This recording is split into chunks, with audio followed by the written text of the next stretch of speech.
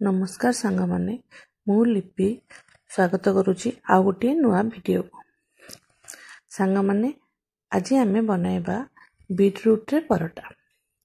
Beetroot देह पई बहुत भलो। एहा को साधारणतः खाली रे खाइबा पई छुआ माने पसंद करन थांती। तेनु आमे बीटरूट रे विभिन्न प्रकार जिंस बनाई के खाइबा को देबा। एथि पई आज मु बीटरूट रे परोटा बनैछि। देखंतु प्रथमे दुईटी बीट को मु चोपा छड़े गिरी एभली कोरोना साहाय्य कोरी नउची। जदि आपनक पाखे एमिति कोरोना नथिबो ताहले आपण माने बीट को छोट छोट करी काटी देबे और ग्राइंडर रे मध्य ग्राइंडिंग करथिले हेबो। देखंतु एमिति मु कोरे नेला परे तापरे देखंतु ताको साइड रखि देबी। तापरे आमे प्रस्तुत करिबा ता भितरे पुरो देबा पई किछि वेजिटेबल नेछि जेमति कि गाजर आउ हमर पत्र कोबी ए सब जिंस नेछि। एटा को मु ए चॉपर साहाय्य रे सब ताको चॉप कर देबी। नहले आपण माने से कदुकस रे मध्य कोरिवे। जो कोरोना रे मु बीट कोरिले सेतरे कोरेले पते हबो कि बहुत टाइम लागि थाए। सेतबे मु चॉपर साहाय्य रे ताको सब काटी सारला परे ताको चॉप करबी। देखंतु वर्तमान मु बंधा कोबी को एभली चॉपर साहाय्य दे ताको चॉप कर नउची। एहा करि सारला परे संग माने देखंतु मोर हे गला। तापरे मु किछि गाजर मध्ये सेतरे देछि। देखंतु मोर गाजर आउ बंधा कोबी चॉप कर नेछि। तापरे कोन करबी ना मथरे पनीर टिके भी मिसैछि। पनीर को साधा हाथ रे बा हमर से जो कोरोना साहाय्य रे कोरि नेले हेबो। कदुकस कर देबे पनीर को मध्य। एबे मु ए सब परिबा को भाजी नेबी। देखंतु सांग माने जदि मोर वीडियो आपण मानन को भलो लागुथबो ताले आपण माने लाइक शेयर और सब्सक्राइब करबा को भूलिबे नाही। जदि नुआ अछंदी चैनल रे ताले जल्दी जल्दी सब्सक्राइब कर नियंतु। देखंतु वर्तमान पनीर खंडे मध्य सेतरे कदुकस कर दोची। एभली पनीर बहुत सॉफ्ट थिला आपण हाथ रे मध्य चकटी देले हेबो। तापर गोटे कड़ाई रे कि तेल पकाई मु सेथिरे काटी रखिथिबा गोटे प्याज पकाई देबी।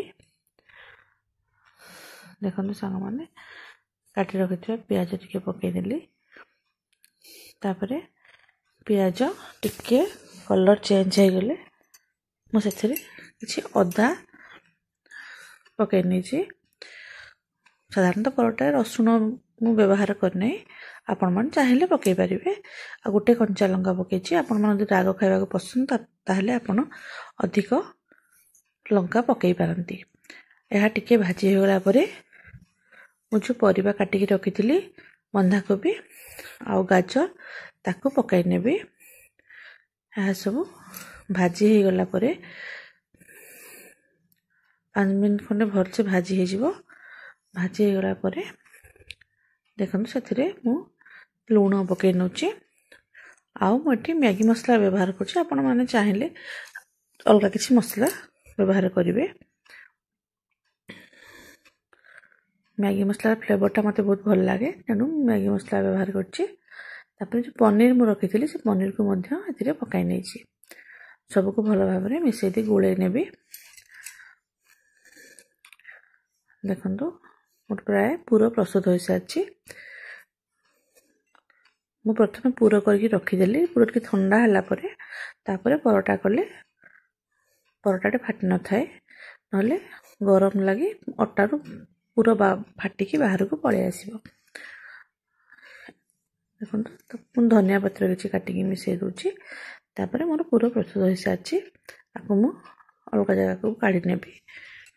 एबे अटा रे किछि लूण आउ टिके ज्वाणी पकाई नउछि। ज्वाणी को आपण हाथ रे एमति करके पकाइले ଆପଣଙ୍କର ତା ଫ୍ଲେଭରଟା ଜଲ୍ଦି ବାହାରିଥାଏ। ତାପରେ ମୁଁ ସେଥିରେ ଟିକେ ତେଲ ପକାଇ ନେଉଛି। ତାପରେ ମୁଁ ଯେଉଁ କୋରେଇକି ରଖିଥିଲି ବିଟରୁଟ୍ ସେଗୁଡ଼ିକ ସେଥିରେ ପକାଇ ନେଉଛି। ଦେଖନ୍ତୁ ବିଟରୁଟ୍ ସବୁ ଭଲ ଭାବରେ ଏଥିରେ ମିଶାଇ ଦେବି ଓ ଆବଶ୍ୟକ ଅନୁସାରେ ପାଣି ଦେଇ ମୁଁ ଏଟାକୁ ଅଟାଟିକୁ ଚକଟି ଦେବି।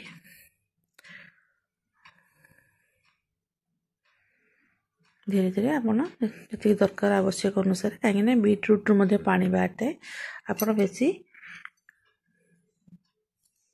ପାଣିଆ କରି ଚକଟିବେ ନାହିଁ। ତାପରେ ଏମିତି ମଣ୍ଡା ପିଠା ଭଳିଆ ଗଢ଼ି କରି ଯେଉଁ ପୁର ମୁଁ କରିଥିଲି ସେ ପୁରକୁ ଦେଇକରି ଆପଣ ପିଠା ଭଳିଆ ଗଢ଼ି କରି ତାକୁ ବେଲି ନେବେ। ବହୁତ ଟେଷ୍ଟି ଲାଗୁଥିଲା। ଏଇଭଳି ମୁଁ ସବୁ କରିକି ରଖିଦେବି, ତାପରେ ବେଲିବି। ଦେଖନ୍ତୁ ଆଉ ଥରେ ମଣ୍ଡା ପିଠା ଭଳିଆ ଏମିତି ଗଢ଼ିକିରି ତା ଭିତରେ ଯେତେ ଧରିବ ଆପଣ ପୁର ଦେବେ। ପୁର ଟିକେ ଥଣ୍ଡା ହେଇଥିଲା, ଏଇଟା ଫାଟି ନଥାଏ। ତାପରେ ଅଟା ଦେଇକରି ଏମିତି ଭଲ ଭାବରେ ବେଲି ନେବେ। ଆପଣଙ୍କ ହିସାବରେ ମୋଟା ପତଳା କରି ବେଲିବେ। ଏଇଟା ହେଇସାରିଲା ପରେ ଦେଖନ୍ତୁ ମୁଁ ତାୱାରେ ତେଲ ଦେଇକରି ଦୁଇ ପଟକୁ ଭଲ ଭାବରେ ସେକି ନେଉଛି। ଦେଖନ୍ତୁ ପରଟା ଗୁଡ଼ିକ ପ୍ରାୟ ହେଇସାରିଲାଣି। ଏଇଭଳି ଭାବରେ ମୁଁ ଆଉ ସବୁ ପରଟା କରିନେବି।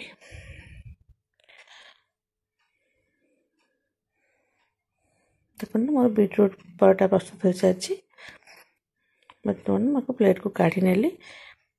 ତାପରେ ମୁଁ ଚଟନି ପାଇଁ ଦେଖନ୍ତୁ 5ଟା ଖଣ୍ଡେ ଟମାଟୋକୁ ପୋଡ଼ିକି ତାକୁ ଚୋପା ଛଡ଼େଇଛି। ସେଥିରେ ଧନିଆ ପତ୍ର ଆଉ ପୁଦିନା ପତ୍ର, କଞ୍ଚା ଲଙ୍କା, ଅଦା, ରସୁଣ ଆକୁ ସବୁ ମୁଁ ଗ୍ରାଇଣ୍ଡିଙ୍ଗ କରିନେବି।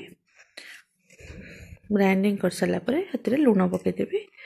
ଆପଣ ଚାହିଁଲେ ଆକୁ ବଘାରି ପାରନ୍ତି, କିନ୍ତୁ ଯେହେତୁ ପୁଦିନା ପତ୍ର ପଡ଼ିଥାଏ ତ ଫ୍ଲେଭର ଚେଞ୍ଜ ହେବା ପାଇଁ ମୁଁ ଆକୁ ସାଧା ଏମିତି ଖାଇବାକୁ ଦେବି। ଟମାଟୋକୁ ପୋଡ଼ିକି ନେଲେ ତାର ଗୋଟେ ସ୍ମୋକି ଫ୍ଲେଭରଟା ଆସିଥାଏ, ଯେଉଁଟାକି ବହୁତ ଭଲ ଲାଗିଥାଏ। ଏସବୁକୁ ମୁଁ ଗ୍ରାଇଣ୍ଡିଙ୍ଗରେ କରିନେବି। ଦେଖନ୍ତୁ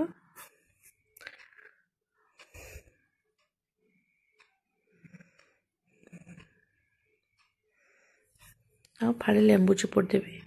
ଯେହେତୁ ଟମାଟୋଟା ଏତେ ଖଟା ଲାଗୁନଥିଲା, ତେଣୁ ଲେମ୍ବୁ ଫାଳେ ଚିପୁଡ଼ି ନେଇଛି।